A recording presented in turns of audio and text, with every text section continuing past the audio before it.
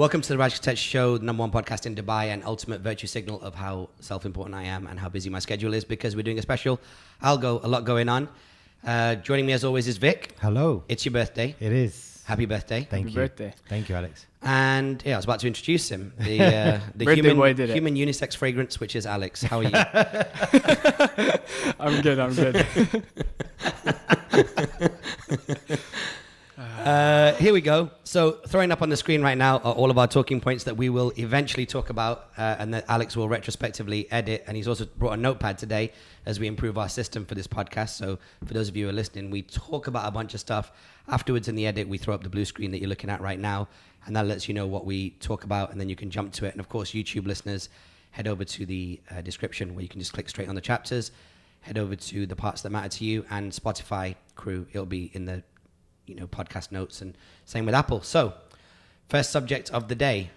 My birthday. Yeah, happy birthday. Thank you. Taking a half day today. Taking a half day, so I'm working longer than I normally work, Right? according to Alex. Yeah. Literally.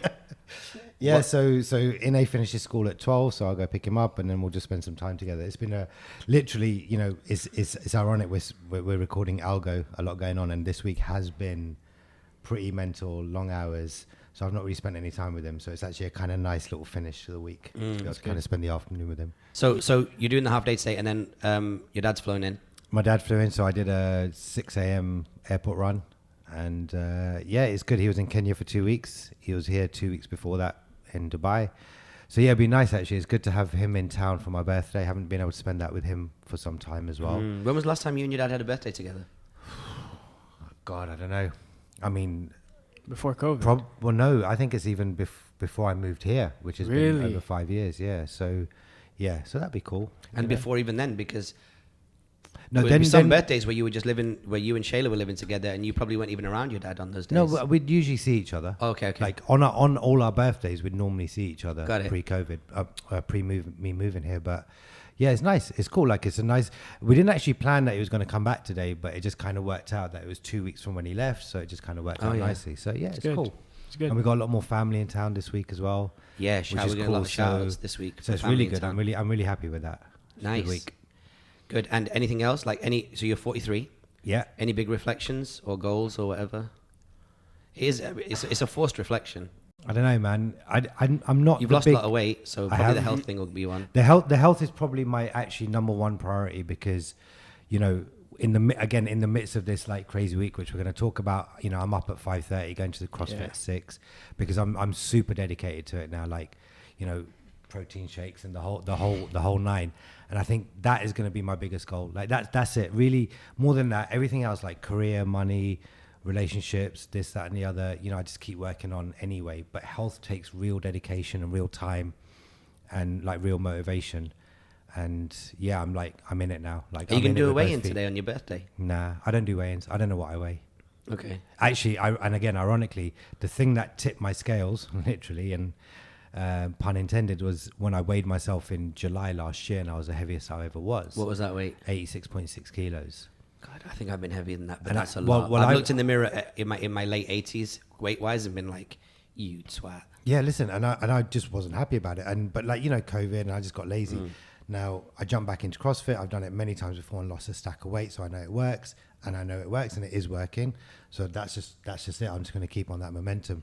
But I don't do weigh-ins because the reality is I don't really get it. I put on muscle, I weigh a bit more. I lose some fat, I weigh a bit less. And it's just a thing that I can't track and I can't understand.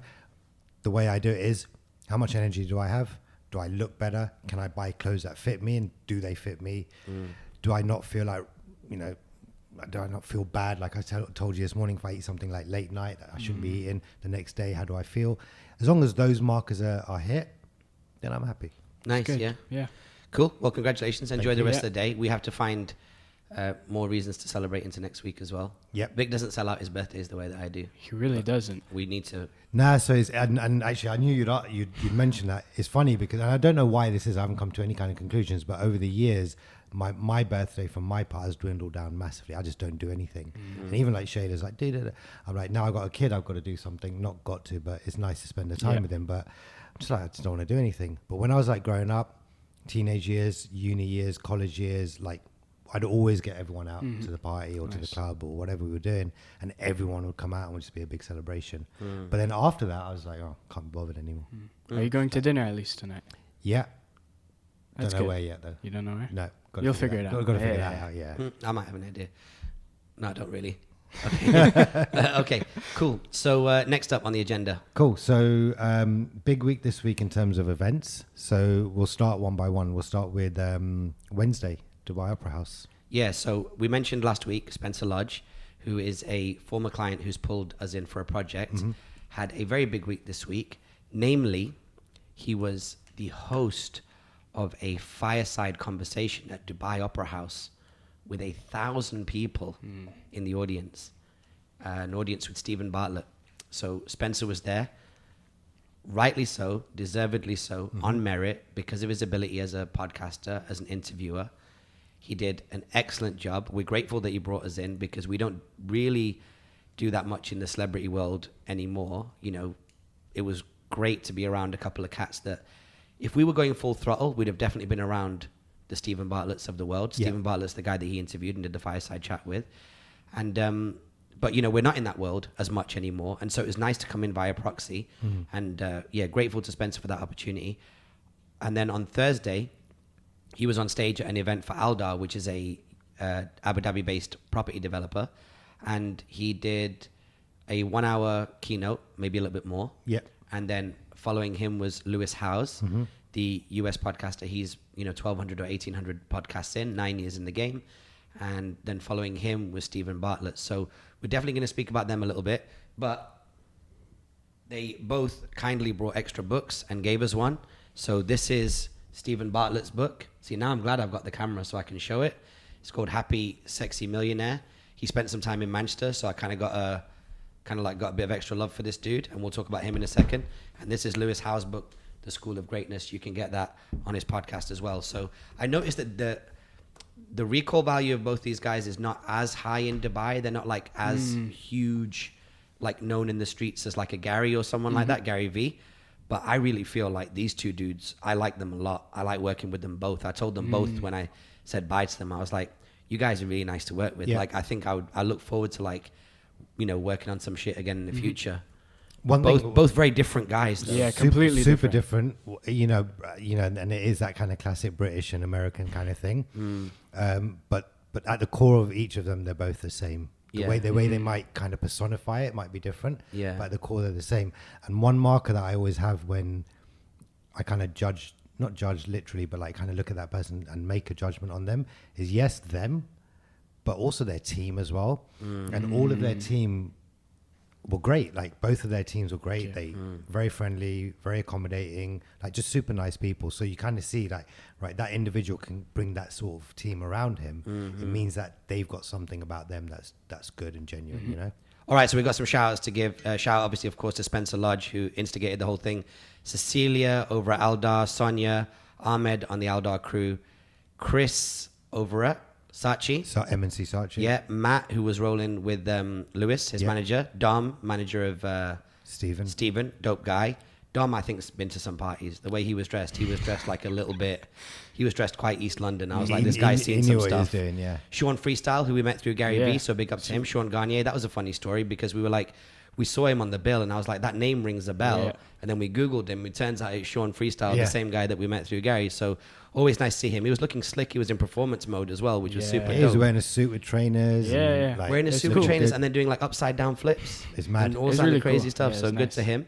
Good to see him. And shout out to Sonny Ridgewell, who passed through and grabbed a quick picture as well. Mark at the Motivate team. Mark at the Motivate team. Joel at the Motivate team. And I think just a special shout out to Spencer's team as well. Yeah. So Alicia, No, it was good to put the team back together. Oh, 100%. So Alicia, Alex, but Alex Dowie, which is Spencer's camera guy, Sabine and Sam and Claire. Yeah, the whole team worked. Like, I mean, there's a massive team when you think about huge. a production this size, and to really get the most out of the opportunity that was Spencer being there. There was a whole bunch of people that worked together, and I was really happy that, you noticed this. And actually, I wanted to throw the ball to you right now, Alex. The other day in the car, you were like, it's the first big kind of like celebrity event. And by the way, celebrity is not, we're not talking like, you know, the guy who plays Iron Man or whatever. Yeah, Like, we're not talking about yeah. like A-list Hollywood celebrity. We're talking about like there are so many niche celebrities right now. These are rock stars in their world. But we spoke about after we did the parties, we were like, when the party starts and the party finishes, in that time, sometimes we have to be short with each other. Get this, do this, switch this off, do that. What is going on with this? Do you know what I mean? But then at the end of the party, it's like, all right, cool, we did what we had to do, and everyone have a drink and eat some food and go home. But like you were saying that this was like, it really felt like your first moment. Like whatever you were saying, we were rolling into the car park yesterday. Yeah, I just think that like it was the first time experiencing like a backstage event and like seeing the behind the scenes of everything that was going on.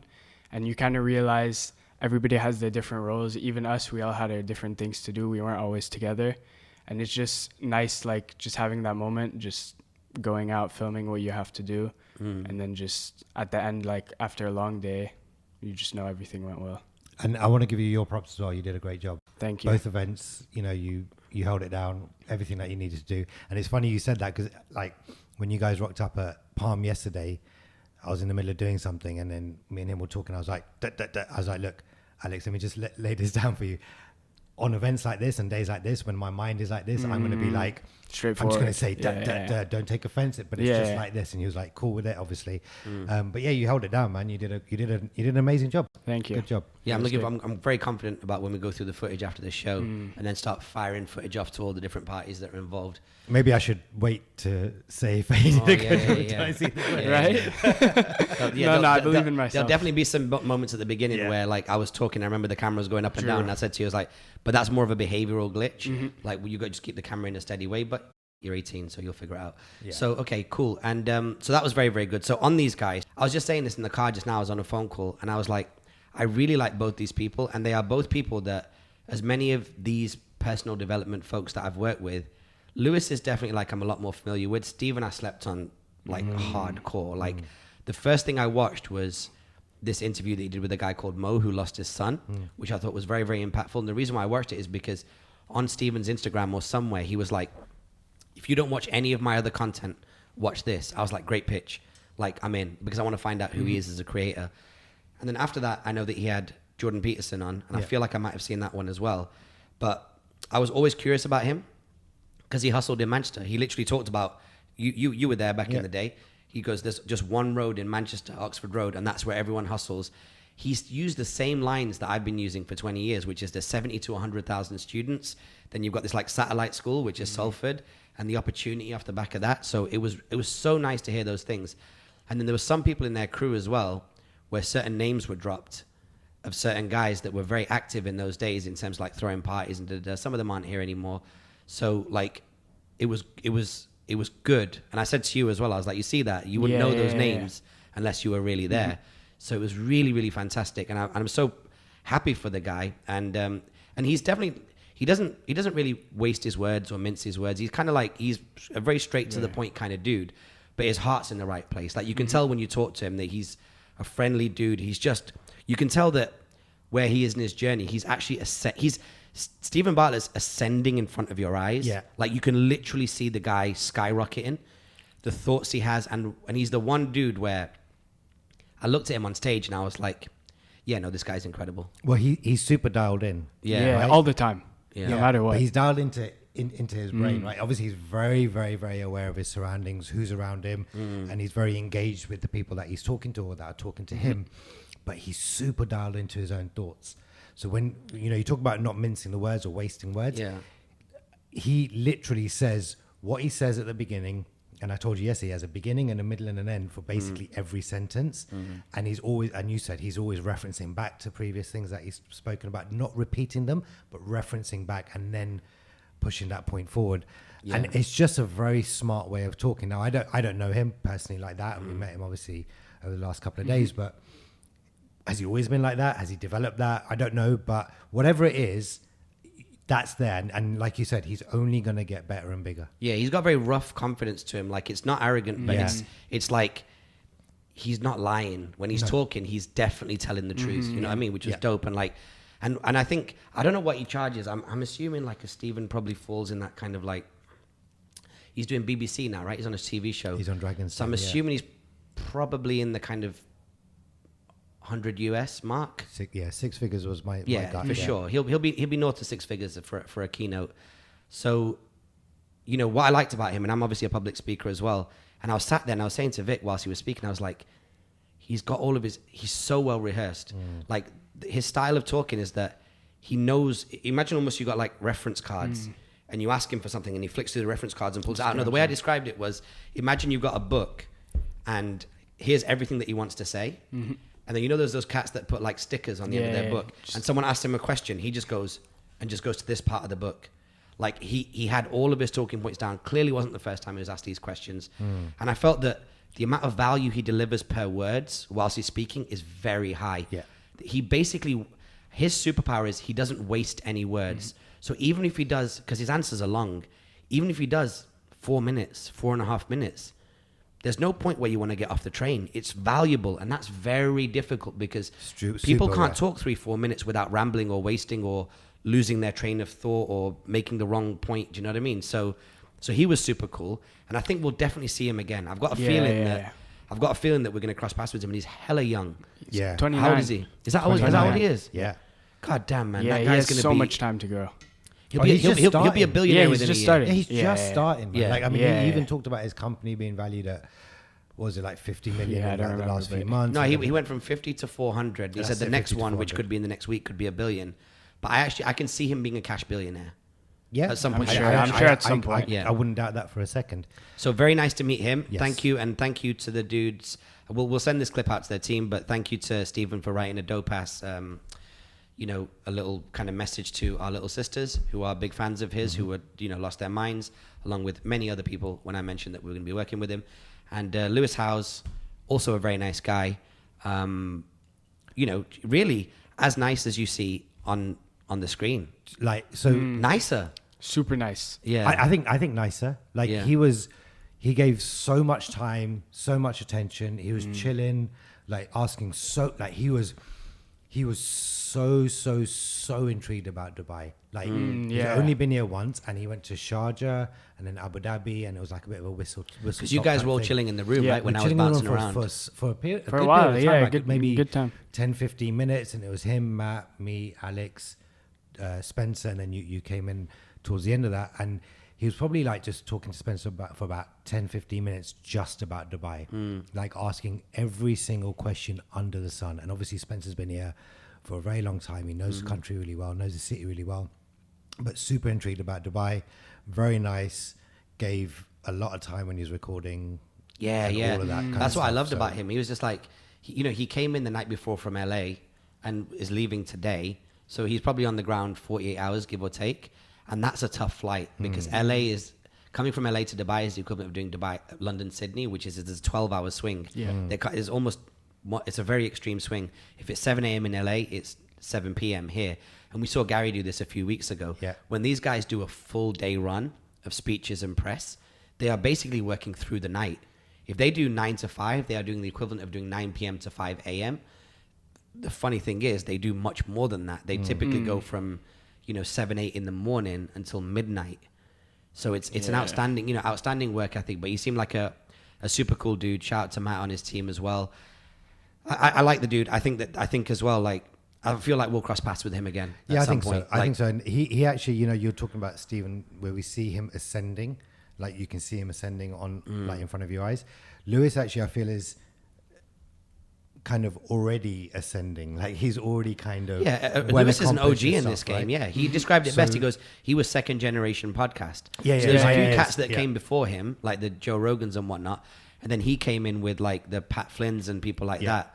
And what I mean, his content's great, and he does talk a lot about like male psychology and expressing yourself and vulnerability and all that stuff. But I don't feel like he does it in a corny or awkward way. Yeah, he does it in a pretty genuine way. And what was interesting about that is you have to listen to when Lewis goes on the Spence Lodge podcast. It's great because it very quickly around the midway mark or 1/3 mark, it turned into a conversation because Lewis recognized that it'll be worth asking questions. And there's one part which I don't want to give away, but there's one point where the conversation becomes very, very practical.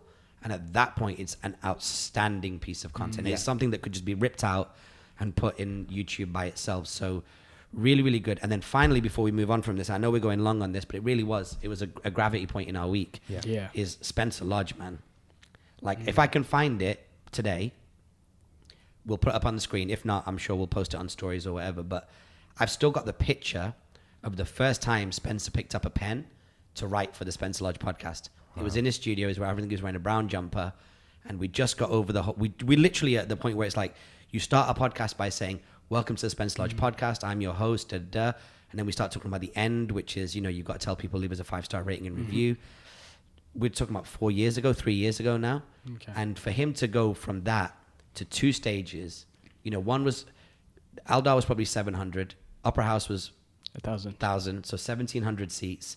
Super confident. Both times I asked him before you went on stage, I'm like, you good? He was like, yep. Yeah. And I was like, yo, this is crazy. And he did so well. He navigated both the interviews incredibly well. These are not small fish. These are people that have been interviewed day in, day out, and they're used to a lot of questions.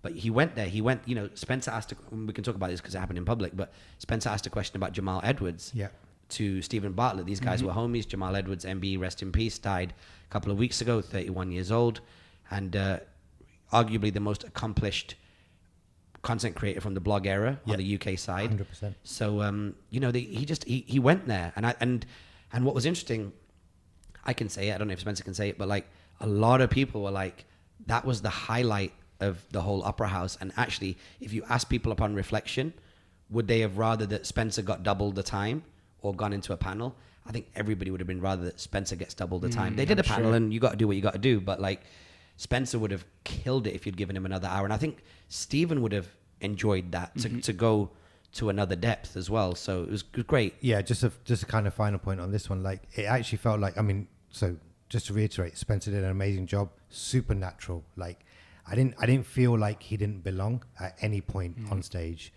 and I think that's the mark of someone that's, you know, well accomplished in what he was he's home. doing. He was at home. Yeah. And he says it as well. He goes, I feel like I'm at home at stage, but it shows more than anything else. And just a point on that interview, it also felt like they were just getting started when they finished. Yeah. Yeah, that's what I'm saying. They could have And easily that- gone longer. And that was like, there was this kind of nice moment where, like, if they gave us another hour, that would have been probably one of the best hours in that Dubai has seen in a long time. The hour that they've got was one of the best hours that Dubai's seen. It was great. But Spencer could have gone 2.5. He could have gone Joe Rogan style, I guess, with Steven, and it would have worked. And like I said, because Steven offers a lot of like value per words of speaking time, it'd have worked out super well. And I said this to Spencer, and I was like, there's no way I can say this without sounding patronizing. I was like, but I kind of feel like my son's graduated because I was there where, you know, he'll tell you his content wasn't like, it didn't really stand out when he first started working with us. And then he worked super hard. The man had to retake and do lives and, you know, do IG lives and do stage stuff. And he was battle tested. And then when I saw him yesterday, the mark of how good he was really, you know, of course we worked on pre-production. We did stuff that we don't really talk about in public, but, you know, we did obviously help with the production, but he carried a lot of that weight by himself. A lot of it was instinct, talent, knowing where to go. And it was by virtue of the fact that we didn't have to help him as much as we did 2 years ago. That just shows how well he's done. So big up to him. Great to have you as a client, you know, the last couple of weeks. You know, if there's anything like that again, man, I would love to support the dude on something like that again. So big up to him. Nice long section, but this was a good 2-3 day part of our week. And so, I hope you guys, I hope if you're listening, you got a good insight as to what the world is like backstage and working on these events. All right, if you're watching on YouTube, you'll notice that this is the first time you see me in about 20 minutes because we literally have finished our shoot from yesterday, thrown the camera straight back on the tripod, and we only had 10 minutes of footage left, which shows how much we captured. So as soon as this podcast is done, we're going to be archiving it all. Now, we've had to rejuggle things because we're losing Vik in a moment. So Vik, you just choose whatever subject you want to speak on and then bounce. Okay, let's do an update on the 4 Ps. Okay, so update on the 4 Ps. Again, last week, incredible work done. I actually have been working more and more on the brochure. So as I mentioned in previous episodes, people are going to get to see that soon. But surprisingly, what happened, which was kind of unexpected, is that we actually had to do some emergency 4 Ps workshops for people. There was somebody who was passing through the city for a couple of days. He'd heard about the 4 Ps workshop. He had a massive opportunity in front of him. He has a huge opportunity in front of him. And he was like, look, I need to know the 4 Ps content strategy before he starts investing more into his content. So Shout out to all the people at the Co and the app that we used, Let's Work. Let's Work. Yeah, great app. Shout out to the Let's Work team. So we booked a room, we did the 4Ps, and I have some new material that's going into the 4Ps, which we pointed back to. So this chap got the full 4Ps that everybody else gets, but then he also got some of the new slides and some of the new talking points as well. So I was very happy to see that those stuck and worked. I didn't feel uncomfortable delivering those points at any point. And another interesting conversation is somebody we're about to do the 4Ps for, who is living that perfect corporate life. The guy was like, chilling, and he wants to make a career change. And so we talked to him about rolling out the 4Ps as a career change. And I just want to say this before we lose Vik, so that he can speak on it before he goes, is that I haven't ever spoken about how much of a powerful tool content is if you're looking at making a career change, if you're looking at making a hard pivot, or if you're just looking at advancing your career. Being profiled is so important. You remember when we did the Natural History Museum in 2007, 2008 for Rafa Ali, and there was a guy that I told you about on stage. I think he was from Sony. And I pitched him and I said, come and speak at this event, trying to get him as a speaker. He was like, no. And then the following year, when I asked him, will you come and speak? He said, yeah. And I was like, this is a guy who's got no time to talk to me. Music industry, all right, it was going through the MP3 issue, but it was pretty much booming. It's still a very sexy industry to be in. And then he came and spoke on the panel, and there was nothing untoward about it. And then 3-4 weeks later, he announced a move to either a technology company or another record label. And it clicked to me. I remember we spoke at the time. I was like, he only did that stage because he wanted to raise his profile. So that when he negotiates his new salary or whatever it may be, the content from his speech raised his profile. So we're seeing that more and more. So if you are looking at making a career change or you want to do a career advancement, that would be a good thing to talk to us about. Yeah, 100%. And so what was good about delivering the 4Ps, you'd obviously spoken to me about some of the new bits that you've done. You put them in, they worked. But doing those plus the traditional 4Ps, as it were, has given you some ideas on what else to put into the course as well, which is great. So the that's 4Ps is never been better. It's developed. Yeah, it was developing on the fly on that day in a live environment, which was great. Yeah. So really like that. Okay. And so just a career change one, like there's a friend of mine who, was a successful sales guy, came out of that to do his own thing, started creating content, putting stuff out every single day, very committed, very, very, very dedicated to it. It got him a keynote on stage, and through that keynote, he actually got offered a job. So he didn't do a career change. Well, he did a career change. He kind of went out on his own, then got a job again. But the content allowed him to do that as well. So I think that's something to think about as well. So it's not just about career change. And actually, it's interesting because he got it from being on stage, but he got the stage, the keynote, from the content he was putting out. Yeah. So it all just had this like little compound effect. It's also good. I think that's a really important point that you just made, which is about removing judgment from guys' stories like that. Like some people are stuck in a job. They're like, I'm going to make content. I'm going to become an entrepreneur. They make content, and the market, which decides how you're rewarded, says, I know you want to be an entrepreneur and I can see you doing your own thing, but actually I've got a job for you. And there are many people that offer you jobs on the way to becoming a true blue, like thoroughbred entrepreneur. I get job offers and conversations about joining this, joining that all the time. And you have to obviously say no to them. But if you do say yes to them and go, well, I thought I was going to go out, leave the house without my jacket and be a true entrepreneur and deal with the cold. But there's another door further down that's offered me a nice, warm, cozy fireplace. Let me go get a job. Nothing wrong with that. No, it's just part of the journey. Like literally, it's just part of the journey. But I'm saying what I said as a kind of happy thing like that. It is a happy thing. It's a great thing because. But some people would judge a moment like that. Yeah, like you were about to go do it by yourself. And the moment someone offered you a job, you took it. If they judge, they judge. But I don't think they should. But it's a great thing. It's just part of the journey. It's part of the path, and you just never know where it's going to take you. But it's taking the steps to do it. So I'm happy with that. Really happy with that. Okay, dope. Go enjoy your birthday. Thank you. You'll catch up with Vik on the next one. Happy birthday again. Thank you. I will see you next week, Monday. Next week, Monday. I was going to leave him hanging until I sign up. I know. All right, see you later. Take care. Have a great birthday, man. I'll see you tomorrow. Okay, and we're back to the original ALGO team. What's up?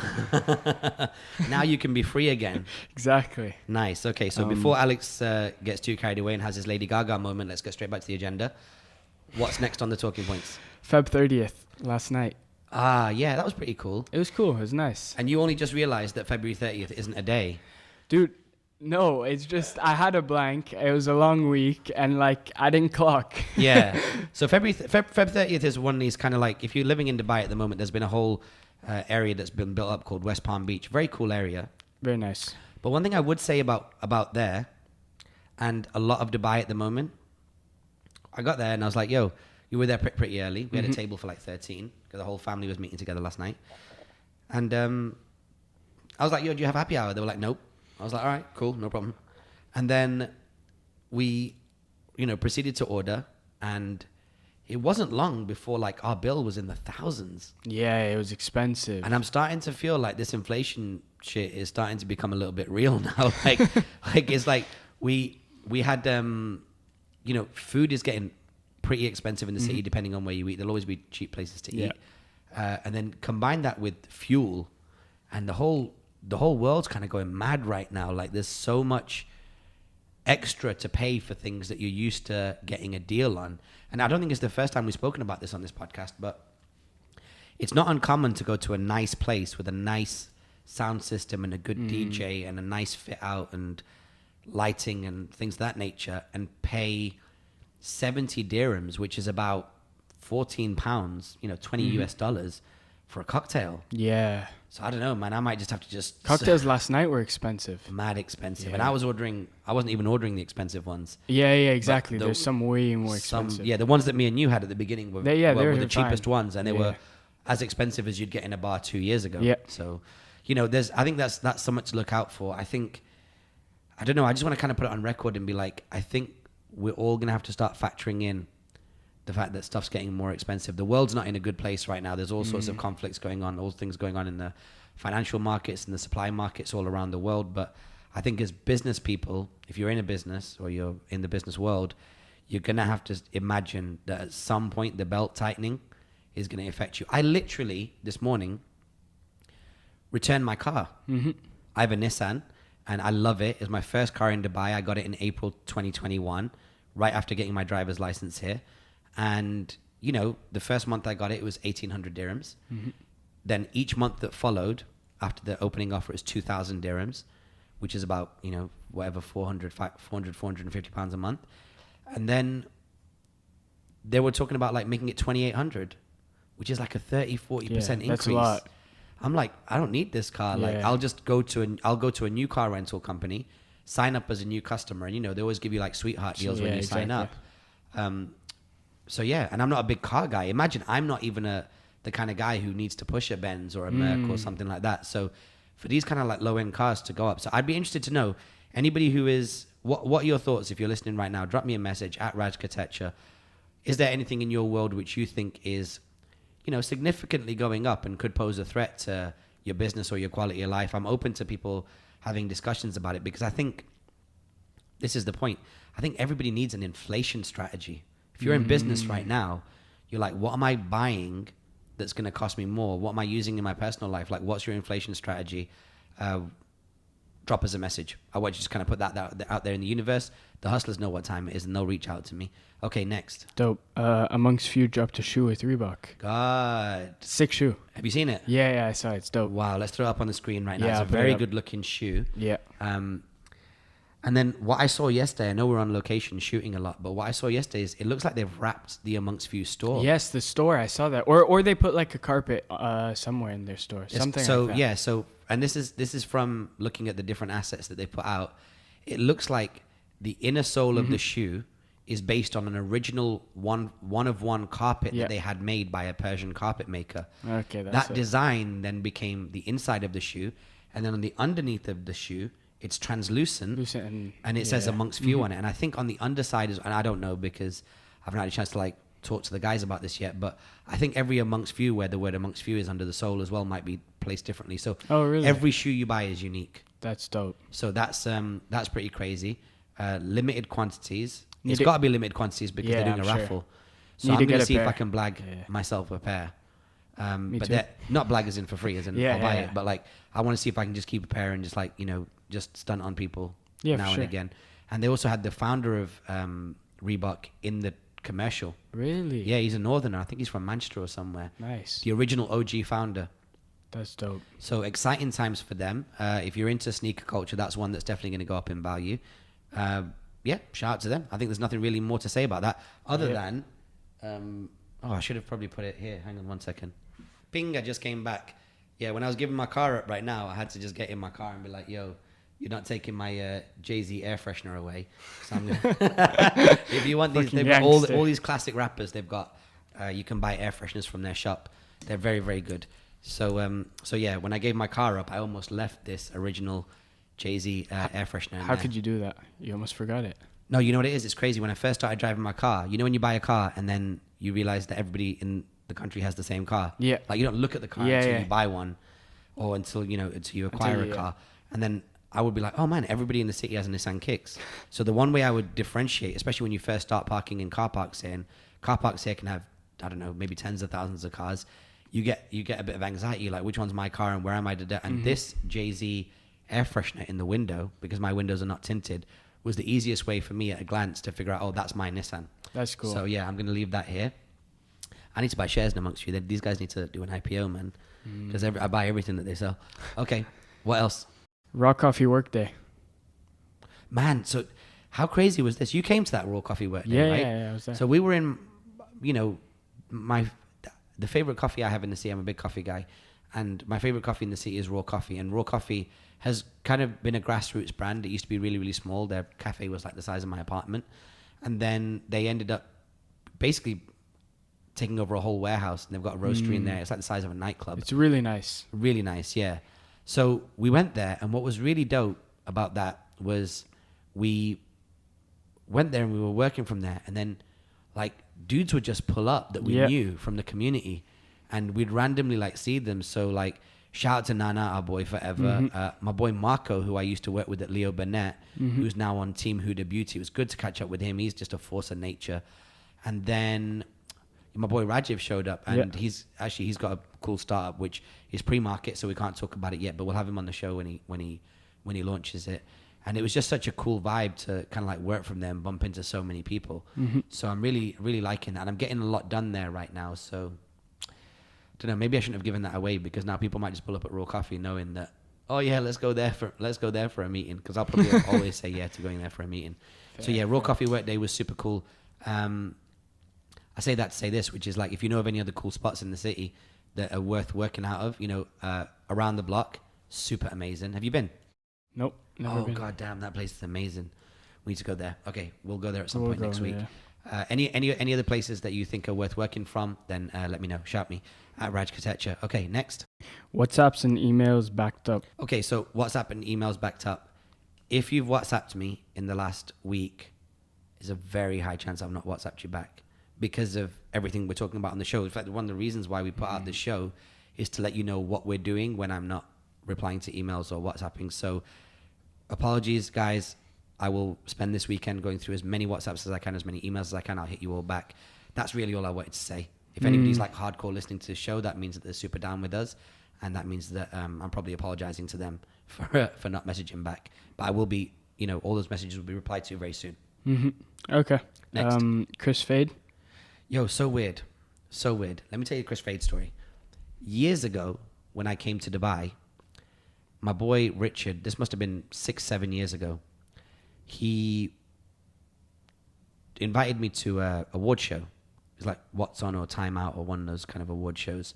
So we went to the award show, and then backstage, I saw Kris Fade. So if you're outside Dubai, Kris Fade is basically the biggest media personality in the city. Is there anyone bigger than him? There's no one bigger than him. Probably not. He's number one. Yeah, I think he's so. number one. So I seen him, and I remember like I met him, and I was like, yo, like, I work with this guy Gary V, and I really think you should check him out. And I emailed him and whatnot. And then again, he's like a big media personality, so I didn't think that I was on his radar, but I got a like from him on Instagram.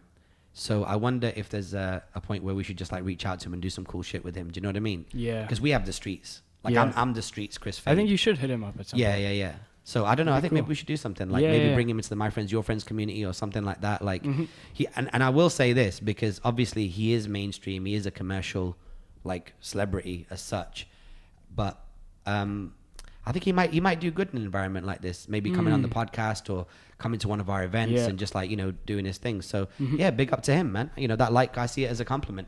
It was for the video that you produced, that you did the post production on, which was moving to Dubai. And that video was one of the first videos that I put on IGTV, not Reels, that got Reels numbers. Really? Yeah, so throw them up on the screen right now. Numbers. I'll put it, Yeah, I wish we could discuss them, but... Wait, I'll pull them up. You can't, because you can't see the insights. I can't see the insights, but I can see the views. Yeah, but dude, there was like 30 saves. Or I shares don't know, and like, stuff. Yeah, I don't know. Yeah. I mean, I just made that up. I hope conveniently is that number, because we're using my phone to actually record. Even views-wise, 3,882. Yeah, man, I'll take it. Yeah. I'll take it. Yeah, that's what Reels does usually. Yeah. So it's like wild. It's cool. like, yo, check it out. It's not about the number of views. It's about the kind of people watching. So, you know, obviously everyone knows. And the content, because that is shareable. People watching it can share it to people who are trying to move to Dubai and like all of that. Yeah. And I'm just here to like spit the reel, because like I'm obviously not part of a big media outfit, not signed to like any big agency. So I can just give it to you raw, like I'd talk to you if you're walking down the street with me. But I don't know. I feel like it'd be worth marking the fact that the dude liked the post, because you never know when we might cross paths and end up doing something. And we've got mutual friends because he knows Gary and blah, blah, blah. So, yeah. Dope. All right, cool. All right, wicked. I'm obviously not as professional as him, because I have like gas whilst I'm recording. So that's just some ghetto stuff. All right, next up. Last thing, TikTok is testing out 10-minute videos. What do you think about that? I think it's interesting because, like, for example, this podcast, we were speaking about Lewis Howes and Steven Bartlett and Spencer Lodge, and that was a long segment. Usually you'd only be able to put a 3-minute micro, but what if there's 10 minutes of something that's extremely important? Now you can put those 10 minutes out altogether instead of having to get it down to 3 minutes. For those of you who are not as deep in the trenches when it comes to social media, when a platform makes a change, a significant change, a product advancement, the users that embrace that product advancement typically get rewarded with higher reach as a percentage of their total followers.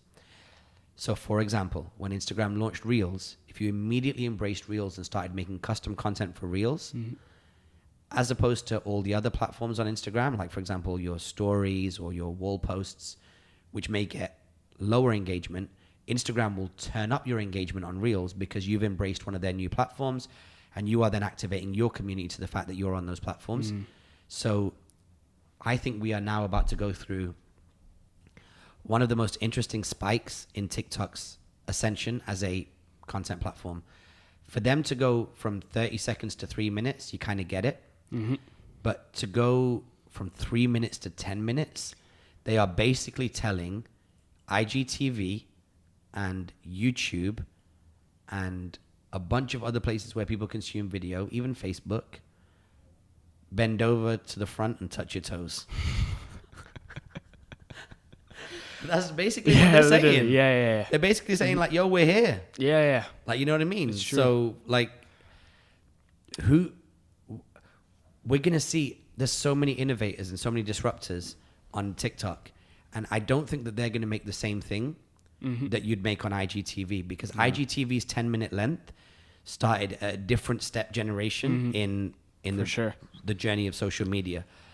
Now that you've got all these kind of like circus freaks that are on TikTok that have no respect for the rules, like the traditional rules of making media. They make stuff on their phone. They have overlays. They use a robot voice. They change their clothes halfway in between. Like they're such on the edge of trend setting that what are they going to do when you give them 10 minutes? I'm really curious, because that TikTok community is a very special community. Like they are very creative, and they people on TikTok kind of remind me of the Joker in the second Batman. It's like they're a little bit on the fringe, you know what I mean?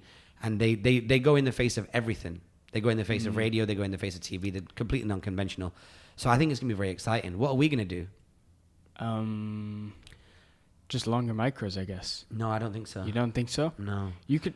I think what we should do on TikTok 10 minutes, and what's going to happen is that whatever happens on TikTok 10 minutes will actually retrospectively now become an influential factor on the formats of IGTV.